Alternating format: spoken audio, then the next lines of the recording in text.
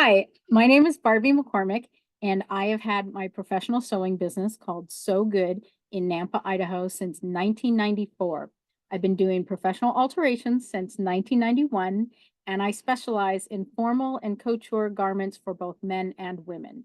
I've been a member of the Association of Sewing and Design Professionals since 1996, and I have earned my Master Sewing and Design Professional certification and my Master Alteration Specialist certification.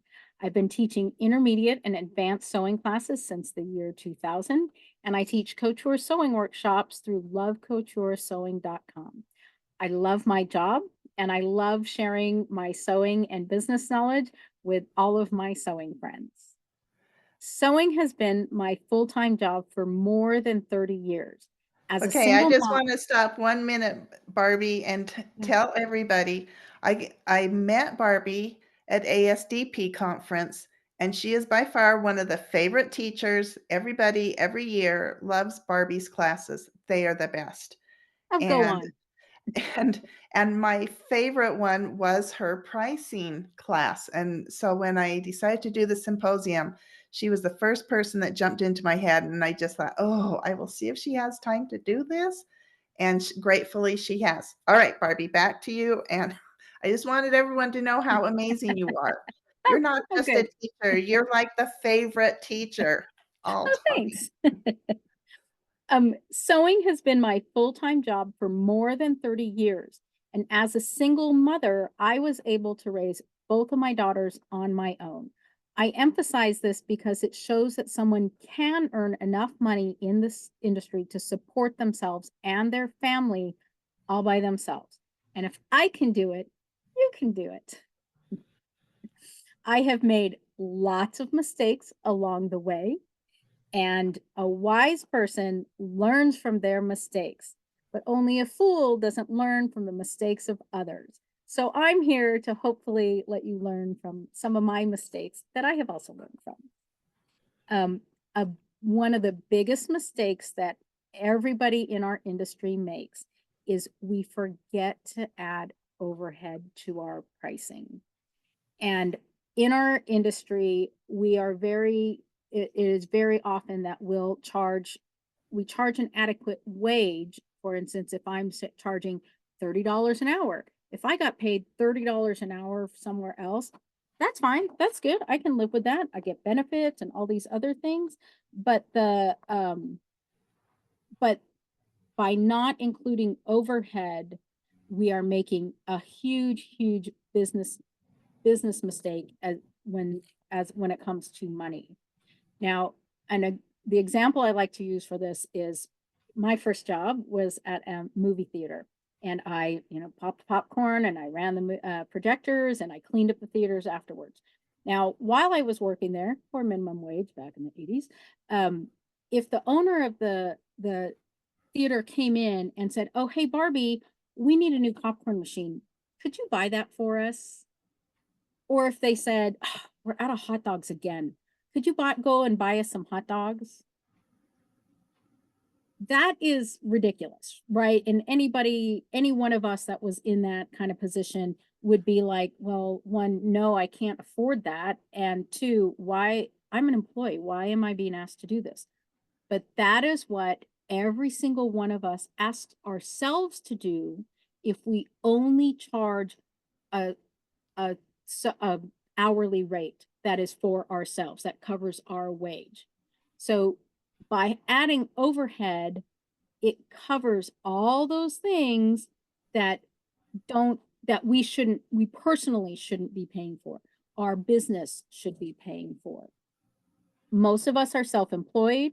Most of us don't have accounting or business degrees. Most of us sew in our homes.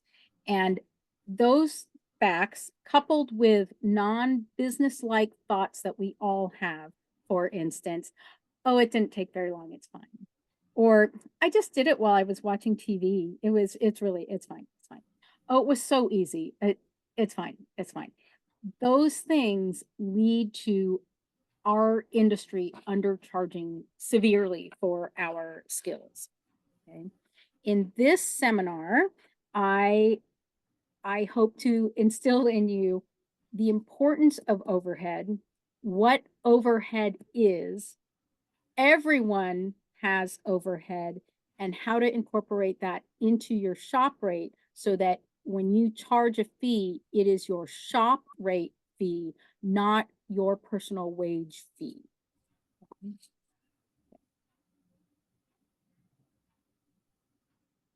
Okay, your shop rate and your wage or your salary are completely different numbers.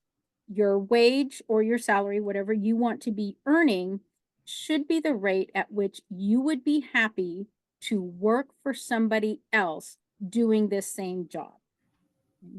For instance, in my area in 2023, a couple years ago, the going rate for a tailor was $16 to $19 an hour plus benefits. So that's plus health insurance, plus paid vacation. Um, the tailors would be expected to work between 20 and 40 hours a week. They get paid time off. And I feel like a good starting wage for an experienced seamstress, tailor, dressmaker should be at least double minimum wage of your area, if not triple or even more. If you are near a state line and there is a difference between your minimum wages, use the higher rate. Never, don't sell yourself short. For instance, my daughter lives on the border of Idaho and Washington State. The minimum wage in Idaho is $7.25 an hour. And the minimum wage in Washington State is $16.66. If I'm going to use double or triple the minimum wage as my rate, as my wage, I'm definitely going to use the Washington number. I'm not going to use the Idaho number. Exactly, That's silly. exactly. Yeah. I mean, why? Okay. Now, if I charge, some people think, oh, $25 an hour, well, it's getting less and less these days, but say $25 an hour is an okay wage to be making when you're working for someone else. But if I only charge $25 an hour for the people coming through my door, my sewing room, my sewing studio door, I would be out of business and broke within a year. Okay. But if I took a job getting paid $25 an hour, I'd take it in an instant because I would get paid $25 an hour no matter what I was doing. And we tend to forget that there is a difference between I'm charging this person $25 an hour, and when I tidy up my sewing room, or if I'm answering emails, or if I'm updating my website, I don't get paid for that. That's not something that I can charge the client coming through the door for unless I build it into a shop rate. Exactly. So I went to my mechanic recently and I asked him specifically first of all, most mechanics will have posted somewhere in their office their shop rate. My guy charges $140 an hour. And I got chatting with the owner, and he told me that his mechanics earn between $20 to $35 an hour, depending on, their experience and, so on and stuff like that. But he's charging $140 an hour. Well, that difference between the mechanic's pay and the hourly shop rate is the shop rate covers not just the labor of the mechanics that are there, it covers the rent, it covers utilities, it covers tools, and it covers employee benefits.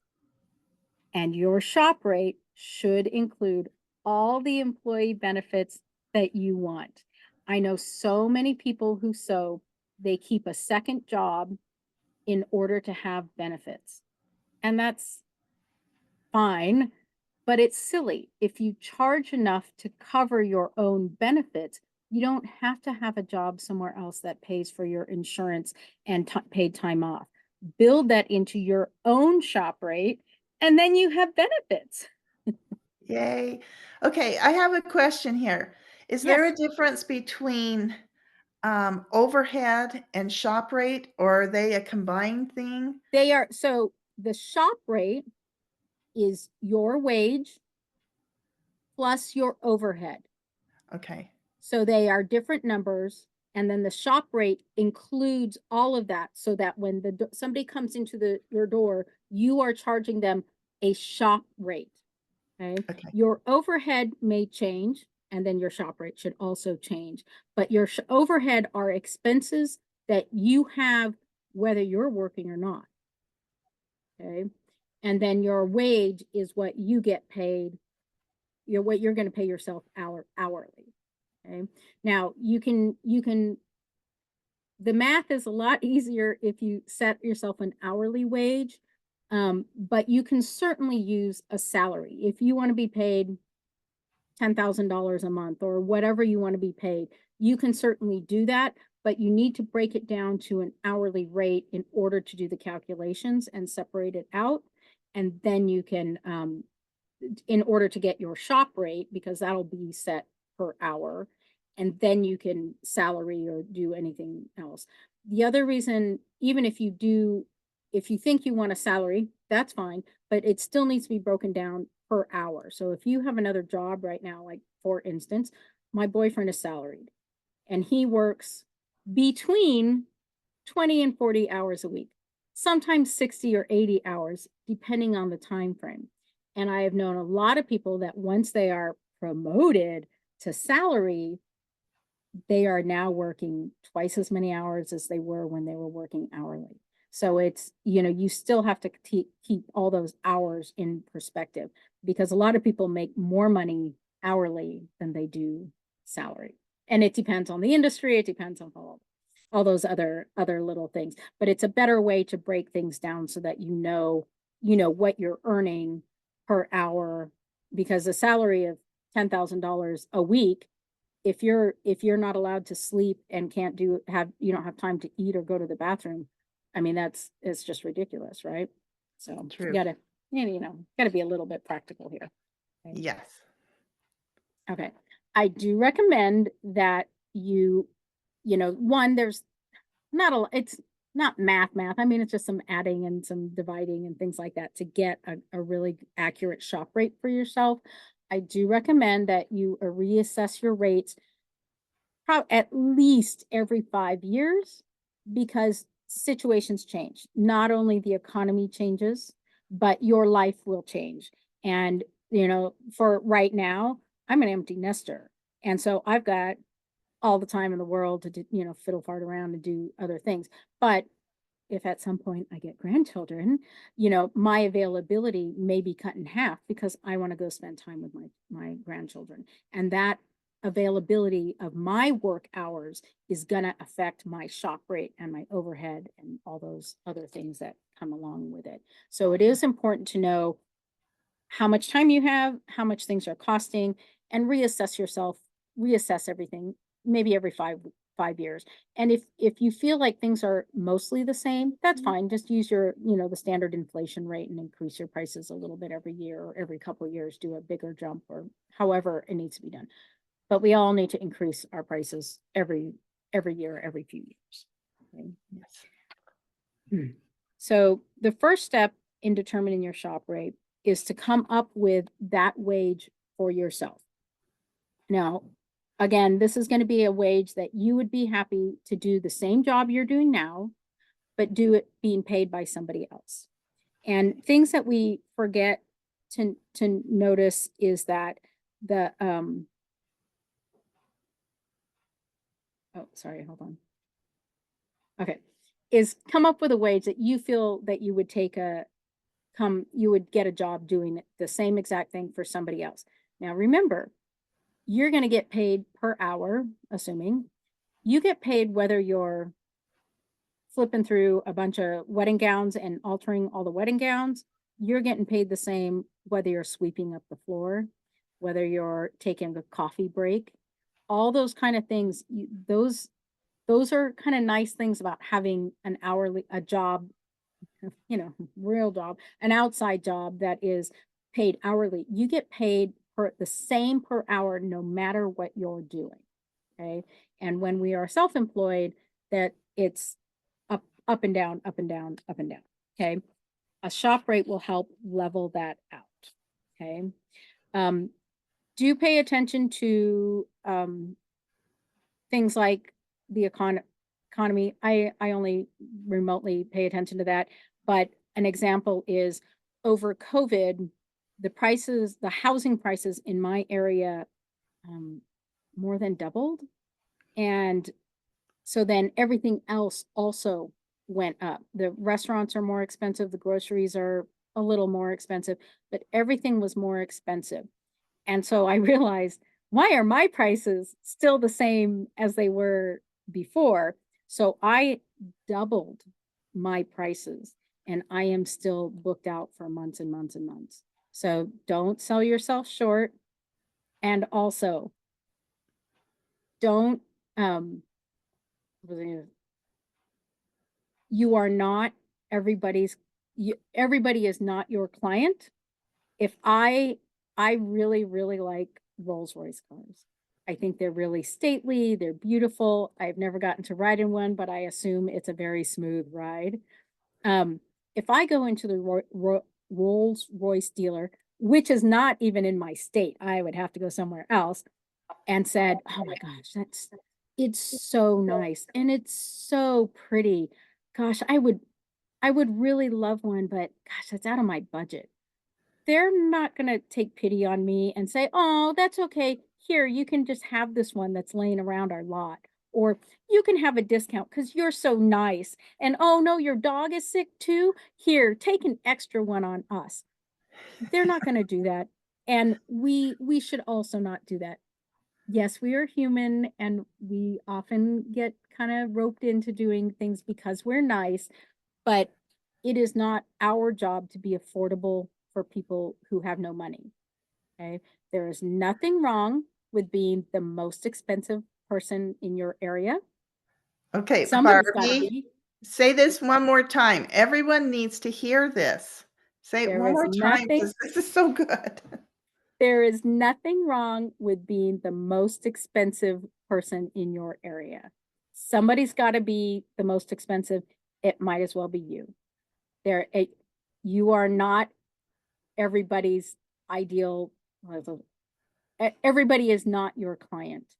It, the now saying that, I charge enough that some of my clients, my little old ladies that have been coming to me for the last 30 years to hem their pants, I give them an old price for hemming their pants. And I can do that because I charge enough to all the brides coming through with their, thousands and thousands of dollars of dresses. They can afford to pay me. And, That's you know, and you know what? exactly. The little old ladies can afford to pay me too, but it's okay. I don't mind. They're friends at this stage, right? They've been Yes. coming to me for 30 years. So it's okay. It's so true. And, sometimes we're like, "Well, I would never pay for that much for this." Well, guess what? You're not. You're the expert. Yeah, you're not, but Yep. it's someone else's job to pay. And if they can't afford it, then they're not you're right. They're not your customer and it's okay. I think sometimes we try and mentally think our prices have to be reasonable for what we would pay. Well, we know what we're doing. Of course, we wouldn't pay that, or maybe we're not as wealthy, but that doesn't mean our skills aren't for wealthy people who can afford to pay. That's right. That's right. And that is a big thing. We are not our own clients. I would I would never pay thousands of dollars to have a dress made, but people pay me thousands of dollars to make their dresses. Absolutely. That's okay. And same with alterations. I mean, it's hard because if we do them ourselves, then we're like, "Hmm." But I read a thing many, many years ago, and it is so true. As individuals, if you're the client or whatever, we either have time or money. So before I had the money, I replaced my own garbage disposals because I could and I had the time. I did all my own yard work. I didn't really have the time, but I didn't have the money. Okay. Now that I'm charging appropriately, I hire a plumber to come and do my garbage disposal. I hire a yard guy to do my yard. So it looks nice for all of my clients and I didn't have to do it or yell at my kids to get it done. And mostly because they moved out and now it's up to me to do my own yard work. But here's another way to think of that. It takes my yard guy about half an hour. He comes in with a crew. He goes through, he has his riding lawnmower, he has all the equipment. He's in and out in half an hour. If I do my own yard work, it takes me twice as long and I do a much crappier job. I have an edger.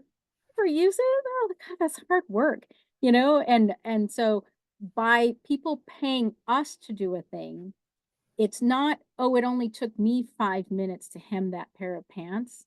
How much time did I save them if they can do it at all? Right.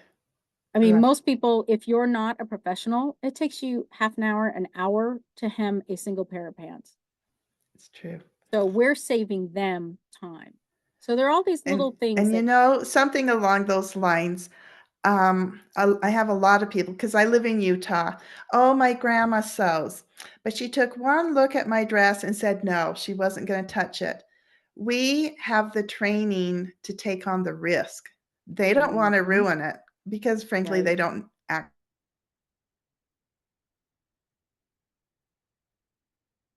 Oh, you disappeared, Dee Dee.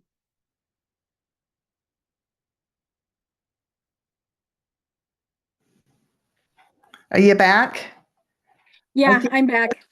I I think I that's saw my me, I bad saw you weather. I disappear. messed Yeah. up. Okay. So So let's continue that discussion. I'm going to talk a little bit about grandmas.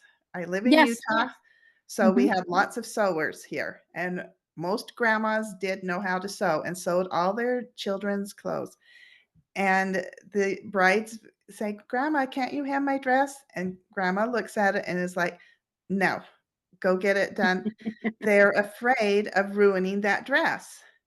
And we're the one that is willing to take the risk.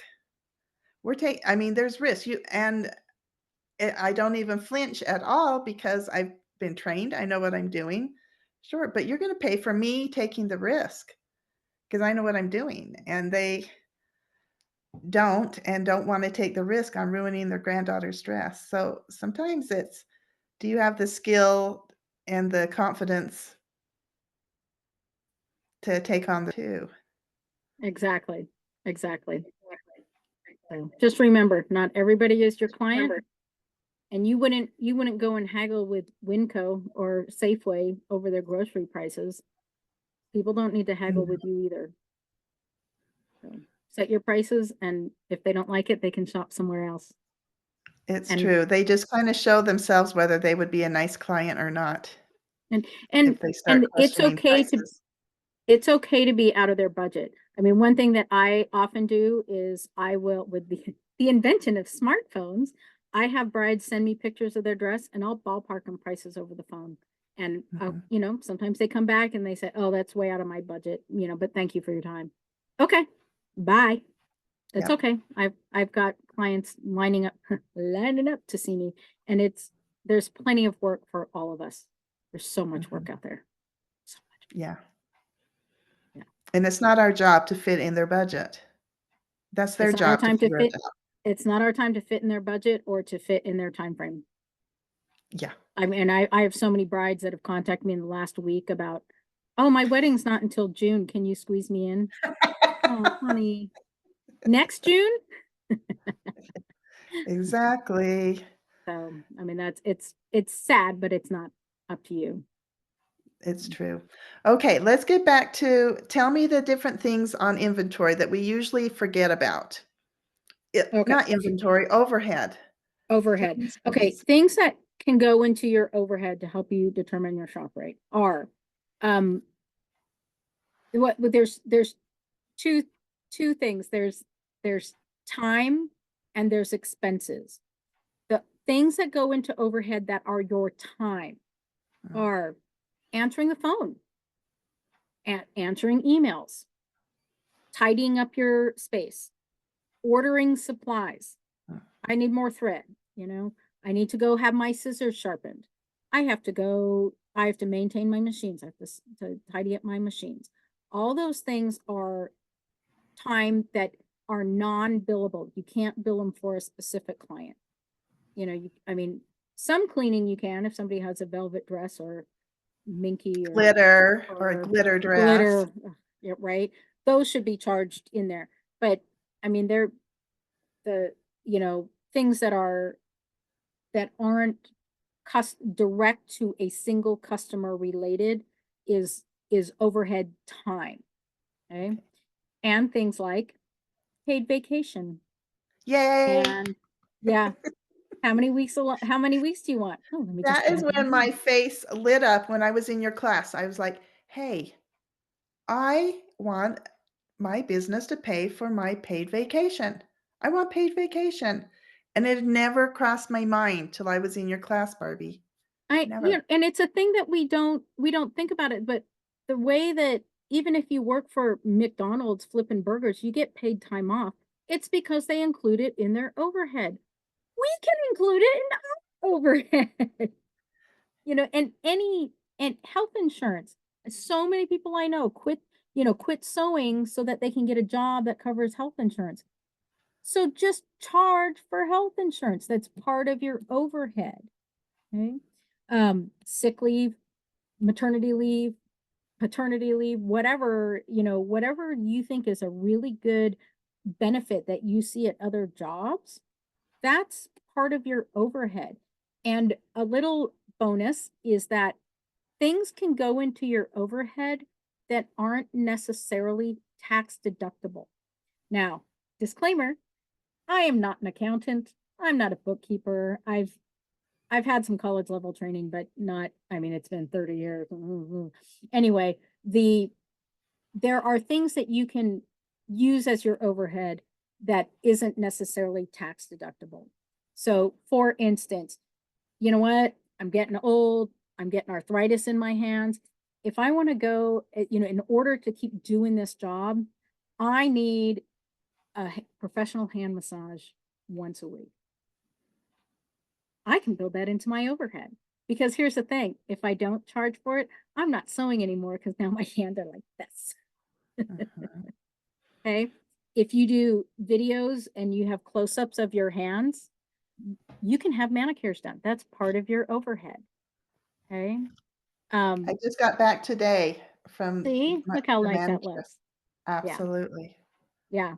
Things like that that are not necessarily tax deductible, check with your accountant, can definitely go into your overhead. All those little bonuses for yourself. Oh, you know what? I need a Nespresso machine in my break room that is also my kitchen, or whatever you need that would be in the break room of an office that you were at. Those can all go into your overhead. If you So provide what so you're just building your dream business. If you worked for someone else, what would your dream employer be? Only Yeah, build your business to be that. Is this exactly. Exactly. You can build in coffee breaks. Obviously you've got to build in potty breaks somewhere, field trips. I'm going to go down to the park today. I'm going to go to the museum today. All those things can be put into your overhead. Um, I would recommend don't get carried away and say, well, I need to go to Disneyland 4 times a year because otherwise my mental health is not, that's, you can if you want, but you might be pricing yourself out of out of everything. But you could, whatever you feel is would be a great bonus working for someone else, you can totally do that for yourself and put that in your own overhead. And training? Training. training is a huge thing. Big companies call it R&D, research and development. Yeah, research and development. That's how you become better and faster at your job is by watching videos and attending classes, attending sewing conferences. Dee Dee and I met at an Association of Sewing and Design Professionals conferences. I'm surprised at how many people forget that is not only tax deductible, it is part of your overhead. You shouldn't be paying out of pocket. For instance, when I was in the movie theater, I wouldn't be able to pay for myself to go to popcorn poppers, conference or anything like that. But as a dressmaker and a professional sewist, that is part of my overhead is going to the ASDP conference every year and any other classes I want to take, couture sewing classes, fitting classes, embroidery classes, all that kind of stuff, pattern drafting classes. See my tools back there? All that kind of stuff. Those are part of your overhead that shouldn't be paid out of your wage. Yeah. Yes. Okay. Yes. And then also in that note, everything that you have ever had to buy for your business that is not directly customer related is also overhead. Your machines, your machine maintenance. Do you want a new machine? Do you need a new iron? Do you need a second iron? Do you need new scissors? Do you need to get those scissors sharpened? I need a new drafting table. I need a new chair for my client to sit on. I need more T-squares because apparently this isn't enough. All of those things are overhead. Don't forget to put those in your overhead. Yeah. Excellent. Okay. The other thing that I find with with all the expenses, the point is to come down to a shop rate per hour, dollars per hour. Um, and the other thing that people tend to forget is how much, how many hours they're putting into this work. And they tend to overestimate how many hours they spend each week. So many people are like, oh, well, I work 9 to 5 every day or 8 to 5 every day. I work 40 hours a week. Okay, but you're not working billable time. You're not working for 40 hours a week. Okay. How much time does it take to go to the bathroom? How many potty breaks do you take? How long do you take for lunch? Okay. All those things are times that you have to subtract from your, 40-hour work week. Things like if you have children or grandchildren that you have to go pick up from school, or, when they come home, you're going to make them cookies or whatever, thing that you want to incorporate into your day. That is time out of your working hours. Okay. So you do need to take that into consideration because people just tend to forget, like, I'm working 9 to 5 every day. Are you though? I know, I know I'm not. In nap time, those important things that you have. Okay. And the best way that I have found, I'm going to recommend this. And obviously, as adults, you can tweak this to however is going to work best for you. But I used to keep a calendar and keep it for a year. And I know that sounds like a long time, but I'll tell you why. But every day, at the end of every day, or at least at the end of every week, write down how long did I work on this. So, okay, so I spent 4 hours on this wedding gown today, and I spent 2 hours steaming different dresses. I spent an hour tidying up, and I spent, an hour doing this. I spent 5 minutes going to the bathroom twice. I spent 5 minutes making myself coffee. The reason those little things add up, they really, really add up. If you take 5 minutes every day, that's 30 hours in a year. That's a full work week for me. That's a full week almost of just 5 minutes here, 5 minutes there. So don't let those little times go by. A lot, everything. And you don't have to do it again, you don't have to do this continuously, but the reason I say to keep track for a year is there are a lot of things that only happen once a year, and we tend to forget about them. If I, like right now, if I was going through and just said, oh, well, this month, I took, 2 days off to go visit my dad. So those were days that I didn't work and I traveled, and I had to go to the dentist this one day, and I had coffee this other day. Okay. But, and then my work days. Well, okay, maybe this week I didn't have to drive anywhere and go shopping for fabric or notions or anything else. And maybe I didn't have to sit and spend that time, ordering from Wawac or whatever other place, So, oh no, I had to look through the Whole Mood website and find out some fabric for my client, things like that. They don't happen day to day, and they don't even happen week to week or even every month. So I might forget, Oh, yeah, I go to my ASDP conference every year in October. I might forget to add that in. That's like, I think I usually go for 5 or 6 days. That's 5 or 6 days I forgot to account for, plus the travel expense and the conference expense and, the food while I'm there, all those kind of things. They end to they you tend to forget them.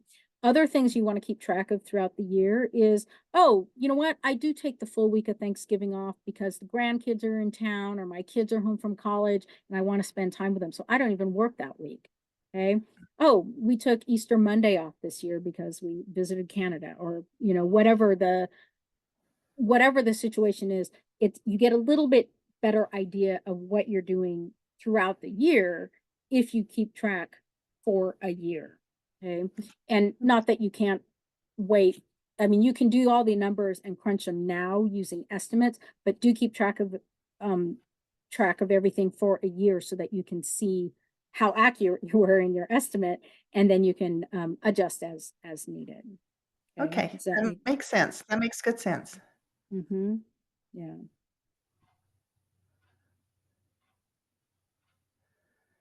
So in the next video, are we gonna talk about the mathing, or are we gonna do that in this training video?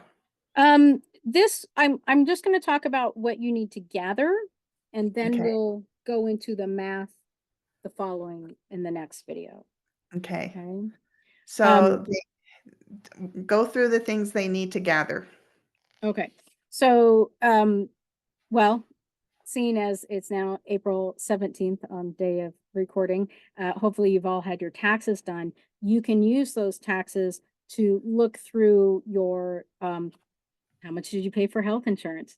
How many miles did you travel? Which is tax deductible. I hope you're keeping track of that. How much did you have in medical expenses? All those kind of things that aren't necessarily, did you buy new glasses this year? Did you have to buy new contacts? That can go in your overhead. Dental work. Did you have any of that done? That can go in your dental, your things. Um, if you don't use your calendar, if you want to get going on time frames and things like that, and you don't want to wait a year to figure out what you're doing, look over everything from last year. Look through the pictures on your phone. Look through your calendar. How much time did you take off last year? Did you go on 5 vacations? Did you go on one? If you only went on one, why aren't you taking more vacations? Okay. Um, let's see. Things to note is however much time you spent this year taking care of children or grandchildren or your parents or your pets, is that going to be the same next year? Is it going to be more, or is it going to be less? If your parents are old and aging, are they going to need more help next year?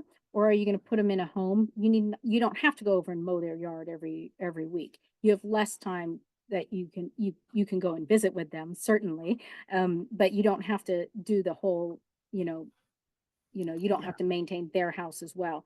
Are your kids old enough they're leaving for college, and in theory, they take up less time? Um, be realistic with your estimates on that. Things that you want to uh oh, and for even for yourself, or for people that you are taking care of, how much time do you end up spending taking them to medical appointments? Or how much do you have to go to the medical appointments? If you're having, if your eyes are in that stage where they're changing every, 2 months, and you got to go to the eye doctor 10 times a year, well, you need to put that into your time. You need to allot for that time. Okay. And so when you look at your how much work you think you're available each week, say that 40 hours, you need to then add up all those little times that you are not available during the week, potty breaks, coffee breaks, picking up the grandkids from school, whatever they are. And then you need to subtract that from your time. So if you thought you had 40 hours a week, you might realize you only have 30 hours a week or 35 hours a week with that. And Okay. then the other thing you need to think of and add in while you're doing all the other adding of all that kind of stuff is figure out how much time you spend doing non-billable hours. Okay. Non-billable time is time that is spent doing tasks, errands, maintenance, things that apply to um, that don't apply to a single job. Like when I maintain my sewing machine, I'm not going to charge the wedding gown on that. That's for all for all my clients, not just one. Okay. And tidying up, emails, all those kind of things. How much time do you spend each week or each month, or get a number, website maintenance, all that kind of stuff. And then when you subtract your non-billable time from your billable time, now you have even less hours that you are earning money. Okay. Mhm. So if I spend 10 hours a week doing emails and web maintenance and cleaning up my sewing room, I don't clean it that often. That's not I that thought that bad. was just me, you kept saying that, and I was like, "I need to do that more." I Yeah, just a joke. So now I've only got, instead of 40 hours a week that I think I'm earning money, I'm really only earning money maybe 20 hours a week. And that's a huge difference between, oh, I charge $30 an hour for 40 hours a week. No, you're not either. You're charging $30 an hour for maybe 20 hours a week. And that's a thing to consider. Okay. And then let's see.